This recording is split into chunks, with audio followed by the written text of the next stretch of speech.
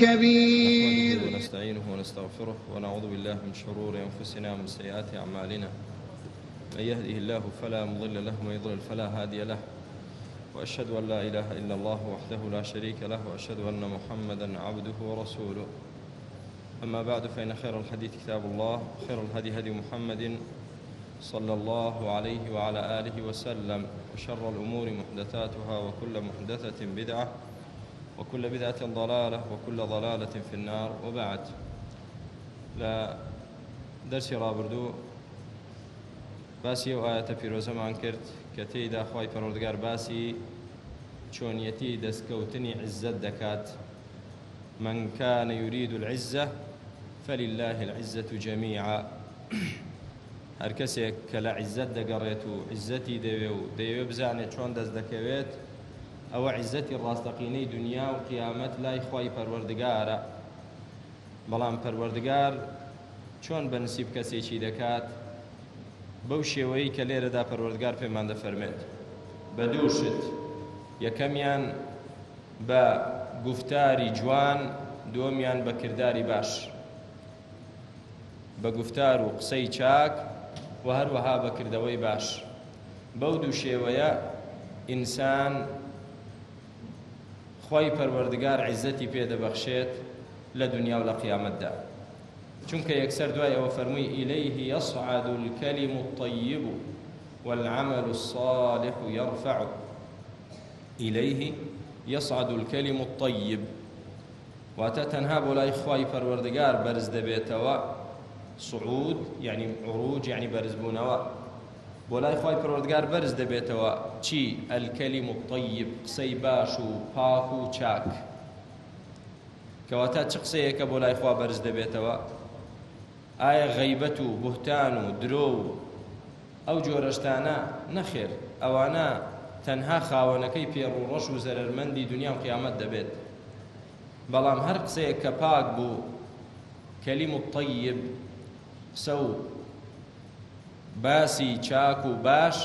ئەوە کە بۆ لای خوای گەورە بەرز دەبێتەوە و خوای گەورە قبوڵی دەکات. الكلم الطيب يعني لا إله إلا الله. كلمة لا إله إلا الله طيب ترين و پاک ترين و باش ترين وشەیە کە ئینسان لە دەمی بێتە دەر. باشترین ذکر، باشترین قسە کە ئینسان بیکا بریتیە لە لا إله إلا الله. باشترین وشەیە کە بەدەمماندا بێت. و هەروەها جگەرە لا إله إلا الله ذکری خوای گەورە، سبحان الله، الحمد لله، الله أكبر، لا حول ولا قوة إلا بالله. و هەروەها فەرمان بە چاکەکردن، نەهی لە خراپەکردن بەدەم. و هەروەها دوعا و پاڕاونەوە لە خوای پەروەردگار. و هەروەها قسەی خێرکردن و سوڵحکردن لە بەینی خەڵکدا. کەواتە هەر قسەیەک لەو بابەتە بێ کە خوا پێی خۆشە و پێی ڕازیە، ئەوە پێی دەوترێ ئەلکەلیم الطەیب. قسەی چۆن؟ قسەی باش و پاک. بەرزترین قسەی باشیش وتمان کەلیمەی لا إله إلا الله، وشەی لا إله إلا الله کە تەوحیدە. هەر کەسێک گفتارەکانی، قسەکانی باش و پاک بن، ئەوە بۆ لای خوا بەرز دەبێتەوە، خوای گەورە لێی وەردەگرێت. ئیلەیه یەصعەد الکەلیم الطەیب. خوای گەورە لێی وەردەگرێت و لێی قبوڵ دەکات. والعەمەل الصالح یەرفەعه. وەکردەوەی چاکەش بەرزی دەکاتەوە. لێرەدا براکانم، زانایانی تەفسیر چەند ڕاوبۆچوونێکیان هەیە بۆ لێکدانەوەی وشەی یەرفەعه، کامە فاعیلە و کامە مەفعولە. ئەوە لە زمانی عەرەبیدا بێگومان هەموو فعلێک فاعیلێکی هەیە و فعلیش کە متعەدی بێ مەفعولی هەیە.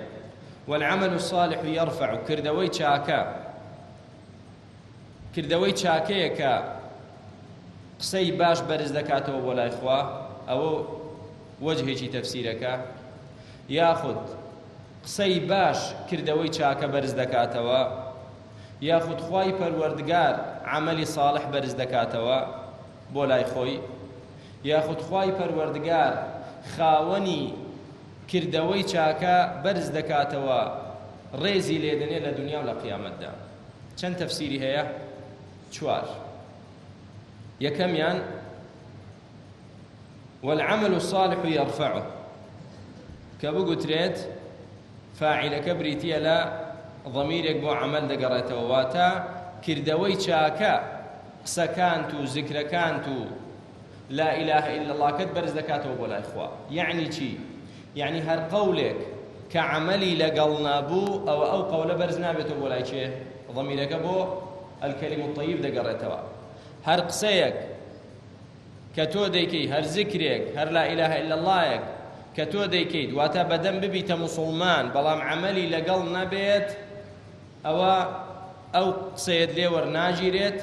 چونکە عەمەل و کردەوەی چاکە چی بەرز دەکاتەوە؟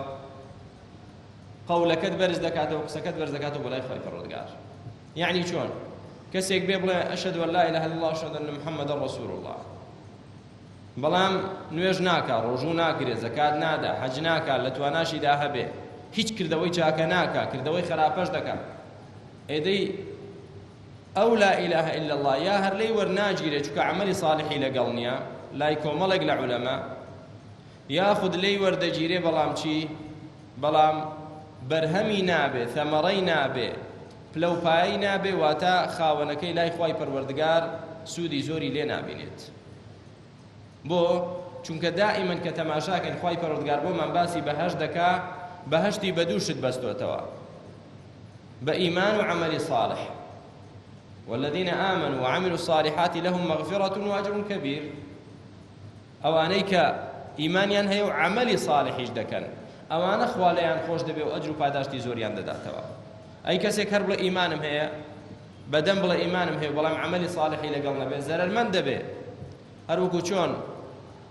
خوای پەروەردگار دەفەرمێ والعصر إن الإنسان لفي خسر إلا الذين آمنوا وعملوا الصالحات.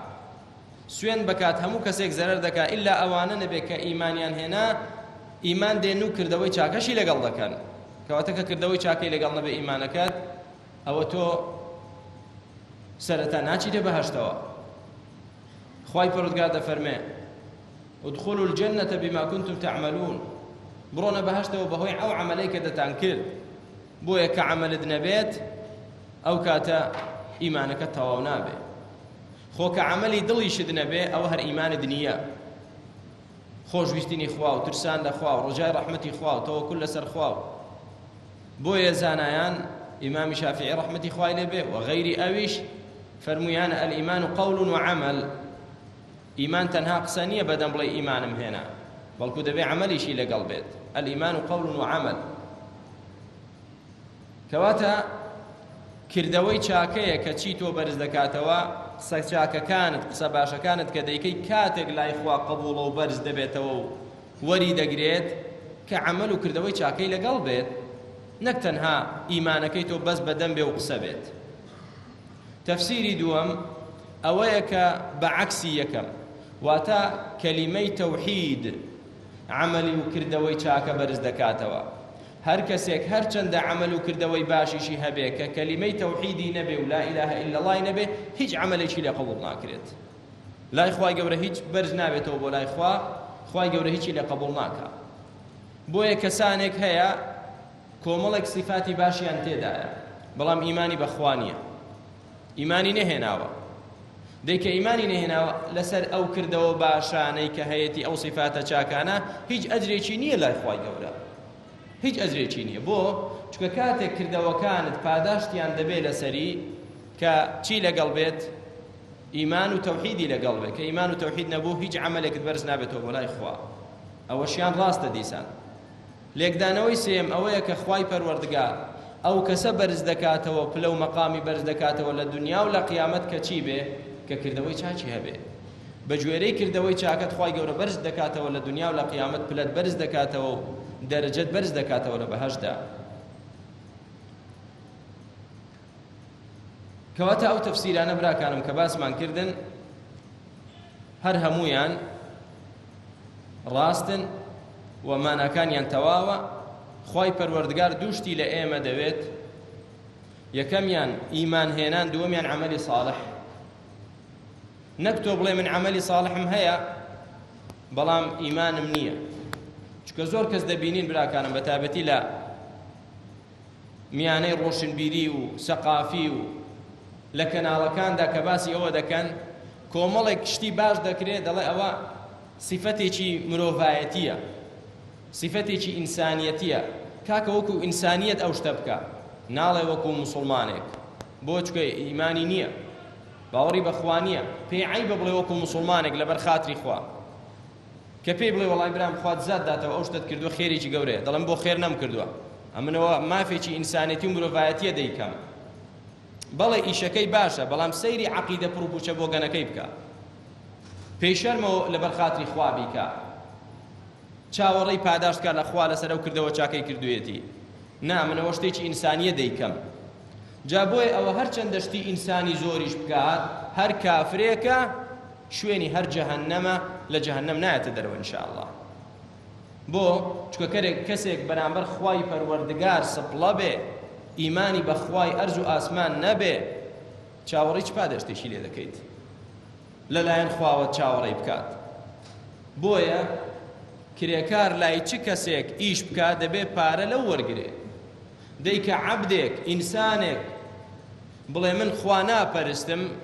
ئایا مافی ئەوەی هەیە ڕۆژی قیامەت چاوەڕێی پاداشتکە لە خوا؟ ئێوە لە دنیا ئیعترافی بە خوا نەکردووە، لە دنیادا خوای گەورەی نەپەرستووە، چاوەڕێی پاداشت نەبووە لە خوای گەورە،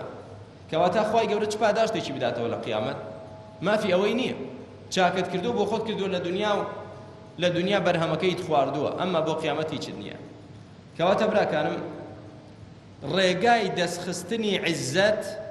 نەلای بت و سەنەم و غەیری خوایە و نەلای کافر و مشریکەکانیشە، بەڵکو ڕێگای دەستخستنی عیزەت لای خوای پەروەردگارە کە عیزەت بۆ ئەوە. بەچی دەستت دەکەوێت؟ خوای گەورە چۆن بە عیزەتت دەکا لە دنیا و لە قیامەت؟ بەو دووشتە بە عیزەتت دەکا: الکەلم الطەیب والعەمەل الصالح. گفتارت جوان و شیرین و باش و پاک و چاک بێت، لە لا ئیلاهە ئیلا الله و لە زیکری خوا و لە ئەمر بە چاکە و نەهی لە خراپە و قسەی باش و کردارەکانیشت باکردەوەی صالح و عەمەلی صالحت هەبێ. کە ئەو دووشتت هەبێ خوای گەورە لە دنیادا بە عیزەتت دەکا و بە ئەندازەی باشی و چاچی و زۆری کردەوەی چاکت و گفتاری شیرین و باشت بە ئەندازەی ئەوە خوای گەورە عیزەتت بەنسیب دەکا. تاوەکو خاوەنی کردەوەی چاتر بیت و خاوەنی قسەی باشتر و چاکتر و پاکتر بی، خوا زیاتر عیزەتت پێ دەبەخشێ. کەواتە کە عیزەت کەم بوو بزانە خەلەلەکەی لە خۆتدایە، خەلەلەکەی لە خۆتدایە.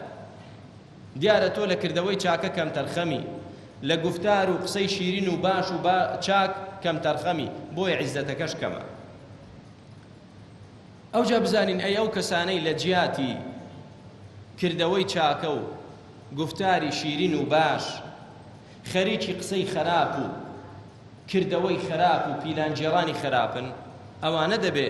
عاقبەتیان چی بێت؟ پەروەردگار دەفەرمێ: والذین یمکرون السیئات، ئەی ئەوانەی کە پیلانی شەڕ و خراپ دەجێڕن، کاری خراپ دەکەن، نەخشەی خراپ دادەنێن بۆ دژایەتی موسڵمانان، کە لە سەروی هەموویانەوە ئەو مشریکانە بوو کە لە دار و نەدوە لەو ماڵە کە لەوێ هەبوو دار و نەدوەی نابوو لەوێ کۆ ببوونەوە سەرانی قوڕەیش پیلانی خراپیان لە پێغەمبەر عەلەیهی سەڵاتو وەسەلام دەجێڕا بۆ ئەوەی لە ناوی بەرن. وإذ يمكر بك الذين كفروا ليثبتوك أو يقتلوك أو يخرجوك ويمكرون ويمكر الله والله خير الماكرين.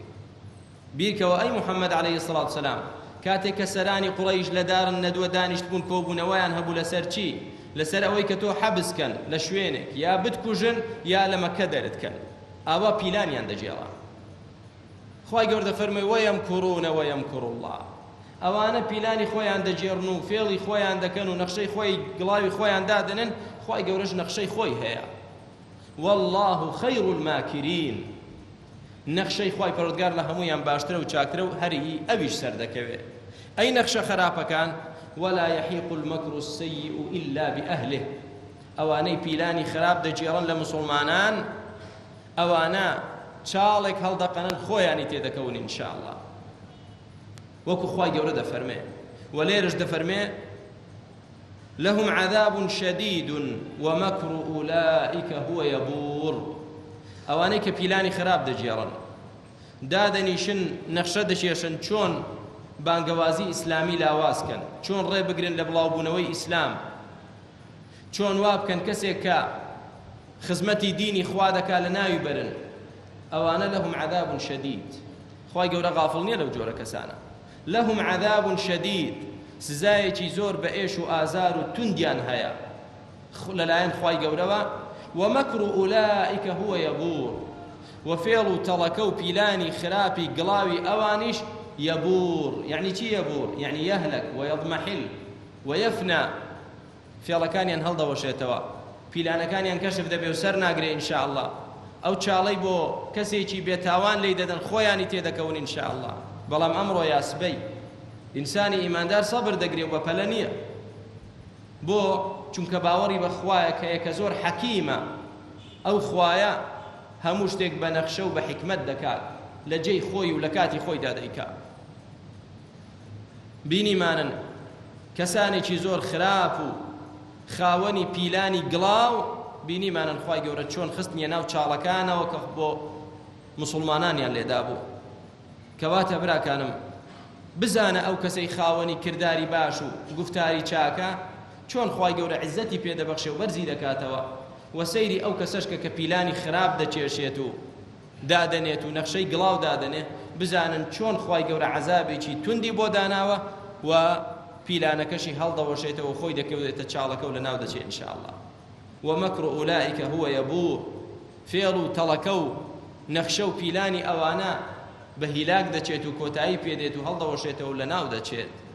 بۆ چونکە ئەوانە نەخشە دەچێشن دژی یەکێک کە دەسەڵاتی ئەرز و ئاسمان بەدەست ئەوە ئەگەر بێت و کافر و زاڵم و خوێن ڕێژەکان دژایەتی من و تۆی موسڵمان بکەن وەڵا ئێمە لاوازین بەڵام دژایەتی خوایەک دەکەن کە ئەرز و ئاسمانی بەدەستە دژایەتی خوایەک دەکەن کە ئەو ئینسانەی لە دڵۆپە ئاوێک دروست کردووە کەواتە پێتان وایە دژایەتی ئەوان و نەخشە و پیلانی گڵاوی ئەوان لە بەرامبەری خوای گەورەدا و دینەکەیدا و بەندەکانی خوادا سەر بگرێ سەر ناگرێ ئینشاءالله بەڵام پێویستی بە سەبر و ئارام هەیە لەم ئاەتە پیرۆزەدا بەڕێزەکانم پێویستە دائیمەن لە پێش چاوت بێ براکەم کە کاتێک بینیت موسڵمان دەسەڵاتی نییە و لاوازە و عیزەتی نییە ئەوە قل هو من عندي أنفسكم ئەو موسیبەتە هۆکارەکەی لە خۆتانەوەیە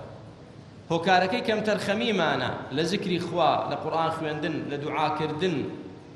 لە تحقیقی کەلیمەی تەوحید و لا إله إلا الله کەم تەرخەمیمانە لە عەمەلی صالح و کردەوەی چاک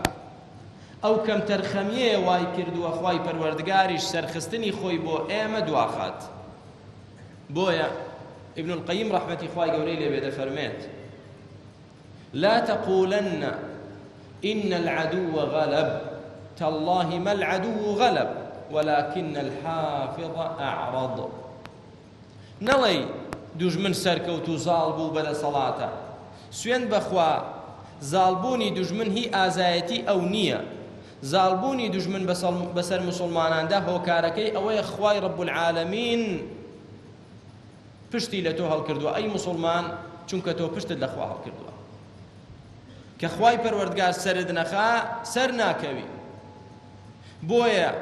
ژمارەیەکی کەمی کافر بەسەر ژمارەیەکی زۆری موسڵماناندا زاڵ دەبێ ئەگەر موسڵمانان وەکو پێویست لەگەڵ خوای خۆیان نەبن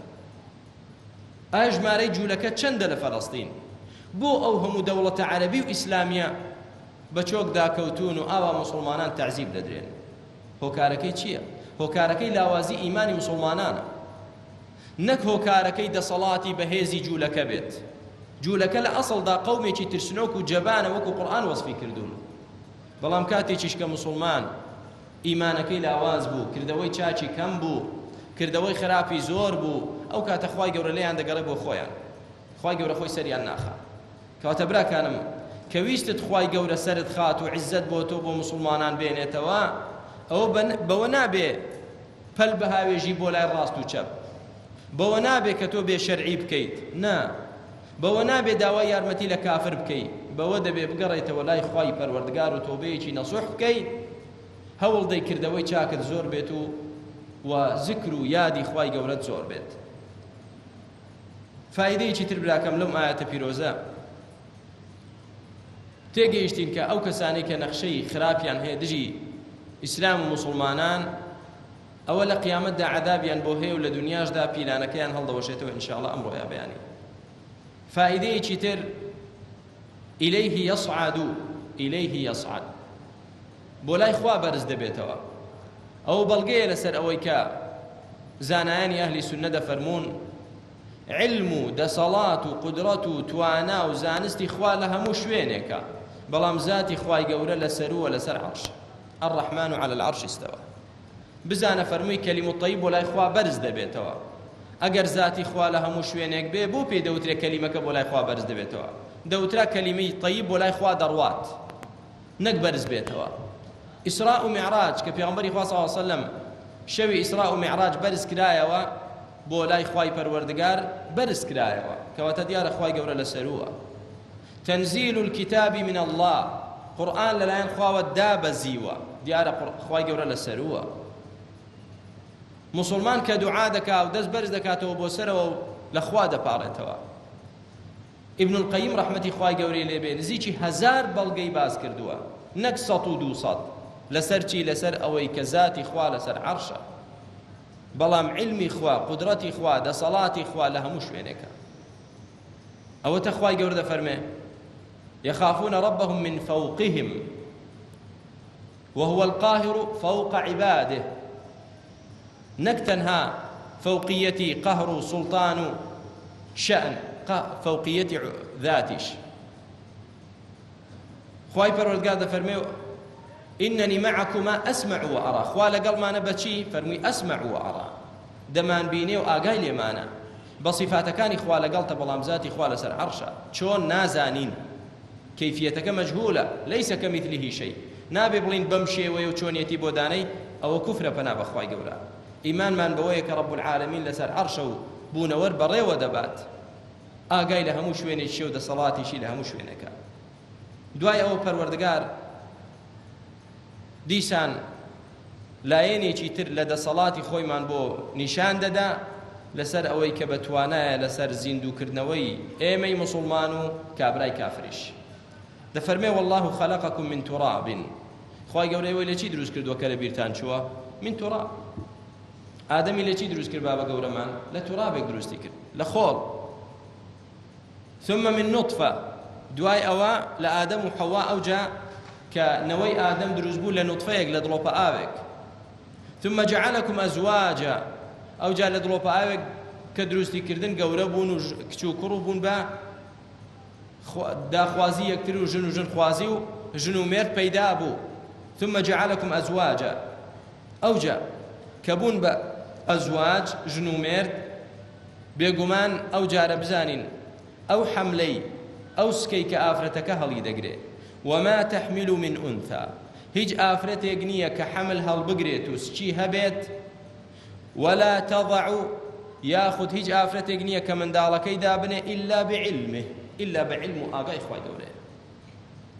خوا لە خۆڵ دروستی کردی ئەو جا لە دڵۆپە ئاوێک دروستی کردی ئەو جا نێر و مەیدانە ئەو جا حەمل و دانانی سکەکەشی هەمووی خوای گەورە توانای لەسەرەتی و ئاگای لە هەموو شتێک نەک هەر ئەوە وما تسقط من ورقة إلا يعلمها ولا حبة في ظلمات الأرض ولا رطب ولا يابس إلا في كتاب مبين ورقەیەک گەڵای درەختێک لە هەر شوێنێک لەم دنیاە بوەرێت و بکەوێ خوا ئاگای لێیە ولا حبة في ظلمات الأرض دنکە تۆوێک لەناو قوڵایی زەویدا بێ ئیلا خوا ئاگای لەو دنکە تۆوەیە و خوای گەورە بەخێوی دەکا ئەو دنکە تۆوە گەشەی پێدەکا و لە زەوی بۆ شەق دەکات و دەردێت و دەڕێت ولا رطب ولا يابس تەڕ و وشک هەمووی خوای گەورە ئاگای لێتی خوای گەورە نووسیوێتی خوایەک ئەوەندە عەلیم بێ ئەوەندە زانا بێ ئەوەندە بە ئاگا بێ ئەوەندە بە توانا بێ ناتوانێ تۆڵە لە کافری زاڵم بستێنێتەوە ناتوانێت پاداشتی ئیماندار بداتەوە ناتوانێت زیندومان کاتەوە و بەهەشت و جەهەنەمیشی داناوە بۆ خەڵکی بێگومان خوایەک ئەوەندە بە توانا و زانا بێ دەتوانێت ئەو جار دەفەرمێ وما يعمر من معمر ولا ينقص من عمره إلا في كتاب سير كبراك وما يعمر من معمر ليرش دازانيان چەند تەفسیرێکیان هەیە بۆ ئەم ئاەتە ما يعمر من معمر يعني ئەو کەسەی کە تەمەنێکی پێ دەبەخشرێ ولا ينقص من عمره ئەو جا ڕۆژانە لە تەمەنی نەقص دەکرێت و کەم دەکرێتەوە بۆ نمونە تەمەنی تۆ خوای گەورە داینە 70 ساڵ بێت ئەوە عمرەکەتی دانایی يعمر دوای ئەوە ينقص من عمرك ئەو جا لە عمرت کەم دەکاتەوە ئەمڕۆ ڕۆیش دەڵێ انتقص يوم بيان انتقص يومان انتقص 3 أيام سنة سنتان ڕۆژ بە ڕۆژ دەنووسرێ ئەوە ڕۆژێک لە تەمەنی کەم بووە ئەوە 2 ڕۆژ کەم بووە ساڵە کەم بووە 50 ساڵ کەم بووە ئەوە 6 ساڵ کەم بووە دەی ماوە ئەها 59 ڕۆیشت 69 ڕۆیشت ساڵێکی ماوە ساڵەکە 1 ڕۆژی ماوە 1 سەعاتی ماوە خوای گەورە هەمووی نووسیوە هەر هەمووی نووسیوە بۆیە برا بەڕێزەکانم ژیانی من و تۆ لەحەظات ژیانی من و تۆ لە چەند لەحظەیەک پێک هاتووە ڕۆژ بە ڕۆژی لەحظەکانی ژیانمان لە کەمیدایە چۆن ئەگەر تەماشا دەکەی ساڵ ڕۆژێک کە دادەندرێت وەرەقە دادەندرێت ڕۆژانە هەر ڕۆژەی وەرەقەیەک لێ دەکەیتەوە فڕی دەدەی چی لێ دێ وردە 365 وەرەقەیە ڕۆژ بە ڕۆژ فڕێدا ئەها 1 وەرەقە ماوە تەمەنی من و تۆ ژەوای برام ئەوەندەی کە دوێنێ تەمەنت درێژ بوو ئەوڕۆ ئەوەندە تەمەنت درێژ نییە ڕۆژێک لە تەمەنت کەم بووە ڕۆژ بە ڕۆژ خوای گەورە هەمووی نووسیوە لە کتابەکەدا کەواتە دەبێ ئینسانی عاقڵ حساب بۆ خۆی بکا براکەم 1 ڕۆژ لە تۆ بڕوا بزانە لە عمرت کەم بووە ئەگەر کردەوەی چاکەی تێدا نەکەی و قسەی باشی تێدا نەکەی ئەو ڕۆژە جارێکی تر بۆ تۆ ناگەڕێتەوە جارێکتر بۆ تۆ ناگەڕێتەوە بۆی ئینسانی عاقڵ تەسویفی من نییە سەوفە لە داهاتوودا سبەینێ 2 سبەی ئینشاڵڵا دوای ڕەمەزان ساڵێکی تر جارێ با گەورە بین نە عاقڵ وا ناکا چونکە ئەمڕۆی کە تۆی تێدای ئەمڕۆ هی تۆیە براکەم دوێنێت ڕۆی پێرێت ڕۆی عمری ڕابردووت هەمووی هی تۆنی هیچی تۆنی ڕۆیشت وەسپەیش ئەکید نییە بۆ تۆ دەبێیانە وما تدري نفس ماذا تكسب غدا کەس نازانێ بەیانی چی دەکات چێ لە ئێمە دەزانی جارێ چێ لە ئێمە دەزانێ بەیانی دەژێت یا بەیانی لەژێر خاکە وەڵڵا هیچمان نازانی ئێمە کە ئەمڕۆ لێرە دانیشتوین بەیانیش ئاوا لە مزگەوت کۆ دەبینەوە یان خوا دەزانێت چێمان لەژێر ئەو خاکەیە خوای گەورە ئاخیرمان خێرکا و لێمان ببوورێت خوای گەورە لە عەزابی قەبر بمان پارێزێ کەسمان دەزانین برا کەست نازانی وەڵڵاهی بەیانی لەسەر ڕووی زەوی یا لە ژێر زەوی دەی کە نەزانیت کەواتە چی بۆ من و تۆ مایەوە دوێنێت نەما و سبەی شت نییە ئەمڕۆت هەیە ئینسانی عاقڵ ئەمڕۆ دەقۆزێتەوە ئەو هەلە کاری چاکەی تێدا دەکا کە شەیطانە ئینسانەکان و ڕەفیقە خراپەکان هاتن دەی کوڕە برا خۆ ژیان هەر ئەمڕۆ نییە بەیانی ئینشاءڵڵا بەیانی دەیکەین کاکە مەڵێ بەیانی بڵێ تۆ ئەکیدی لەلایەن خواوە هاتوویتەوە ئاگاد لە لەوح المەحفوظە کە من بەیانی دەژیم نەوەڵا ئاگام لێنی کەواتە لێم گەڕێ ئەمڕۆ عمری من ئەمڕۆیە لێم گەڕێ باکردەوەی چاکە بکەم لێم گەڕێ باخوا لە خۆم ڕازی کەم با بە شێوەیەک بژیم ئەمڕۆ کە مەلەک المەوت هات و فریشتەی ڕوحکێشان کە هات ڕوحەکەی کێشام لە شێوازێک بم کێشێ کە من لە خۆم ڕازی بم دڵم خۆش بێ کە خوا لێم ڕازیە بەس سوام لێ بکەی کە ئەمڕۆ خەریکی فاحیشە و خراپە بم و غەفڵەت و بێ ئاگا بم لەخوا ئەی ئەگەر لەو لەحزەیەداش مەلەک المەوت هات و ڕوحەکەی لێ وەرگرتمەوە بە چ ڕێیەک بچمەوە لای خوای گەورە والمرء يبعث على ما مات عليه ئینسان زیندوو دەکرێتەوە لەسەر ئەو حاڵەت و هەیئەتەی کە لەسەری مردووە بۆیە سەحابەیەک ڕزای خوای پەروەردگاری لێ بێت لە حاڵەتی ئیحرامدا جلی ئیحرامی لەبەر بوو لەبەیک اللهم لەبەیکەی دەکرد و کەوتە بەر قاچی وڵاغەکان و مرد لە ئیزدیحامدا پێغەمبەری خوا عەلەیهی سەلام فەرمووی هەر بەجلی ئیحرامی خۆی بەجلە سپیەکانی ئیحرامی خۆی بینێژن يبعث يوم القيامة ملبيا ڕۆژی قیامەت زیندوو دەکرێتەوە هەر دەڵێ لەبەیک اللهم لەبەیک بەو حاڵەتە عیبادەتە مەزنەوە زیندوو دەکرێتەوە ئەدی ئەوەی کە لە کاتی گۆرانی گوتن و ئەوەی کە لە کاتی فاحیشەکردن و ئەوەی کە لە کاتی سەیری فلیمی خراپکردن و لەو حاڵەتانەدا دەمرێ چۆن زیندوو دەکرێتەوە بەو حاڵەتە زیندوو دەکرێتەوە جاوەرە نەک لە دنیا ڕووی ڕۆژ بۆ لە قیامەتیش بەرامبەر خوای گەورە ڕوو ڕۆژ بێت و لە بەرامبەر هەموو خەڵکیدا کەواتە براکانم ڕۆژ بە ڕۆژ لە عمری من و تۆ کەم دەکرێتەوە ئەمڕۆ بە عمری خۆت بزانە و کاری چاکەی تێدا بکە تفسیری تری ئەم ئایەتە وما يعمر من معمر ولا ينقص من عمره أي من عمر معمر آخر شخص آخر نەک بۆ یەکەم گەڕێتەوە بۆ یەکیش تێ دەگەڕێتەوە یعنی هەر کەسێک کە تەمەنی درێژ کرا کەسێکی تریش کە تەمەنێکی نوقسان و کورتی پێبەخشرا ئەوە هەمووی نووسراوە لای خوا هەر لەو ڕۆژە کە لە سچی داکتدا بووی 4 مانگ بووی خوای گەورە نووسیوێتی فلانە کەس 80 ساڵ دەژیە فلانە کەسیش 20 ساڵ دەژیە 80 ساڵ دەژیێت هەمووی نووسراوە براکەم خوای گەورە ئاگای لە هەموویەتی تەفسیری سێیەم بۆ ئەم ئاەتە وما يعمر من معمر هەر کەسێک کە لە تەمەنی زیاد کرا وما ينقص من عمره یا لە تەمەنی کەم کرا بزانین ئایا تەمەن زیاد و کەم دەکا پێغەمبەری خوا عەلەیهی سەڵاتو وسەلام دەفەرمێ من أحب أن يبسط له في رزقه وينسأ له في عمره فليصل رحمه هەر کەسێ حەزکە خوای گەورە ڕزقی بۆ زیادکە و تەمەنی بۆ درێژ کات ئەوە با سیلەی ڕەحمی بگەیەنێت با ئاگای لە خزم و کەسوکاری بێت و بۆ ئەوەی خوا ڕزقیی زیادکە و تەمەنیشی درێژکە بۆیە زانایان دەفەرمون بە سێشت تەمەن زیاد دەکا و بە سێشتیش تەمەن کورت دەبێت بە سیلەی ڕەحم ئاگابوون لە خزم و کەسوکار و سەردانی کردنیان و بەهانە هاتنیان تەمەن درێژ دەبێت ڕزق زیاد دەبێت بە چاکبوون لەگەڵ دایک و باوک بر الوالدین چاکبوون لەگەڵ باوک و دایک و ڕێزگرتنیان و خزمەتکردنیان عمر زیاد دەکا ئەخلاق و ڕەوشتی جوان عمر زیاد دەکا سێشتەکەی عەکسەکەشی زیناکردن عمر کەم دەکات خراپی لەگەڵ باوک و دایک عمر کەم دەکا قەتیعەی ڕەحم لەگەڵ خزمایەتی عیلاقەت بپچڕێنی ئەوە دیسان عمرت کەم دەکات ئەوەش تەفسیری سێیەمە ئەوجا کەمی و زۆریەکە چۆنە ئایا لە ساڵدا زیاد دەکا یاخوا بەرەکەت دەخاتە ئەو عمرەوە هەردووچی ممکنە والله ئەعلەم دووەمیان زیاتر ظاهرە چۆن تەماشا دەکەی ئیمامی نەوەوی ڕەحمەتی خوای لێبێ تەمەنی 40 و چەند ساڵێک بوو مامۆستا چەند بوو 38 ساڵ ئیمامی نەوەوی ڕەحمەتی خوای لێبێ 38 ساڵ تەمەنی بووە بەڵام سەیری ئەو هەموو مؤەلەفات و کتێبانەکە کە نووسیوێتی سەیری شەرحەکەی کەن کە شەرحی موسلیمی کردووە سەیری مەجموع کەن ئیمام نەوەوی ڕەحمەتی خوای لێبێ کە لە فقه نووسیوێتی دەڵێی کابرایەک تەمەنی 38 ساڵ بێ خوای گەورە بەرەکەتی خستۆتە عمرەکەیەوە ئەو هەموو بەرهەمە جوانە مبارەکەی هەیە بۆ کە ئەنەما ئەو بەرهەمانە هی کەسێکی تەمەن درێژن نە خوا بەرەکەتی خستۆتە عمرەوە شێخ الئیسلام تەیمیە ڕەحمەتی خوای لێبێ دەڵێن ئەگەر بێت و ژمارەی یعنی ئەو وەرەقانەی کە نووسیوێتی ئەو کتێبانەی کە نووسیوێتی تەوزیع بکرێ بەسەر ڕۆژەکانی ژیانی وەرەقەکان بەسەر ڕۆژەکانی ژیانی وەرەقەکان زیاترن ئەوەندە مؤەلەفاتی هەیە بۆ ئەوەندەشتی نووسیوە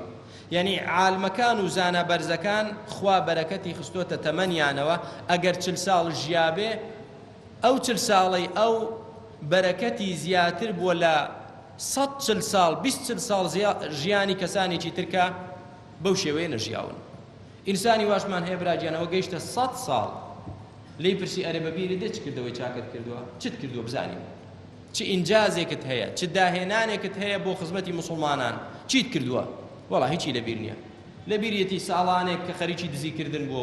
ساڵانێک خەریکی ڕێگرتن بۆ ساڵانێک خەریکی نازانم چی بۆ ئەوە ژیانەکە هەموو بەوە ڕۆی کەواتە تەمەن درێژی و عمر کورتیش جۆرێکی بریتیە لە چی بەرەکەت خوای گەورە ئەو کەسەی کە سیلەی ڕەحمی هەبێ و لەگەڵ دایک و باوکی چاک بێ خوا بەرەکەت دەخاتە کاتەکەیەوە لە کاتێکی کەمدا خوای گەورە وای لێ دەکا عیبادەتی زۆر بکە کاری چاکەی زۆر بکە